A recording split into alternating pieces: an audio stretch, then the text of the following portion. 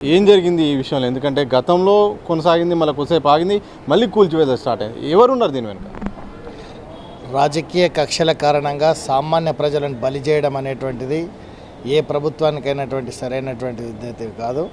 ఈరోజు పేద ప్రజలు 160 గజాలు 170 గజాల్లో ఈరోజు ఉన్నటువంటి ధరలు 40,000, 35,000, 50,000 గజం ఇది ఉండి ఆనాడు ఇన్స్టాల్మెంట్లలో కొనుక్కున్నటువంటి వ్యక్తులు ఈరోజు ఇల్లు కట్టుకున్న తర్వాత హెచ్ఎండిఏ పర్మిషన్స్ ఉన్నాయి, మున్సిపల్ ట్యాక్స్ ఉన్నది, ఎల్ఆర్ఎస్లు కట్టడం జరిగింది. ఇవన్నీ జరిగిన తర్వాత ఆనాడు ప్రతి దానికి కూడా ట్యాక్సులు డబ్బులు ఇవన్నీ తీసుకున్నటువంటి ఇదే అధికారులు స్వయంగా ఎంఆర్ఓనే ఎన్ఓసి ఇచ్చినటువంటిది, ఈ ల్యాండ్కే ఎన్ఓసి ఇచ్చినటువంటి ఎంఆర్ఓలు ఆనాటి ఎంఆర్ఓ మీద యాక్షన్ తీసుకోవాలి, జిహెచ్ఎంసీ అధికారుల మీద యాక్షన్ తీసుకోవాలి.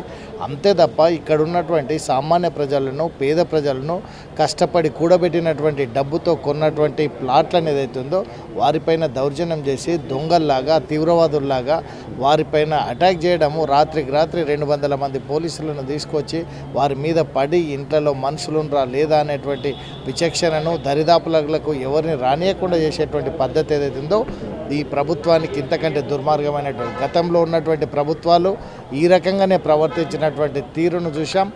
మారి కనీసం వీరి యొక్క వ్యవహారం మారుతుందని అనుకుంటే ఇప్పుడున్నటువంటి అధికారులు కూడా అదే రకమైనటువంటి పరిస్థితి ఈరోజు చేస్తూ ఉంటే తప్పకుండా అధికారులు విచక్షణయుతంగా పనిచేయాల్సినటువంటి బాధ్యత వాళ్ళపైన ఉంది.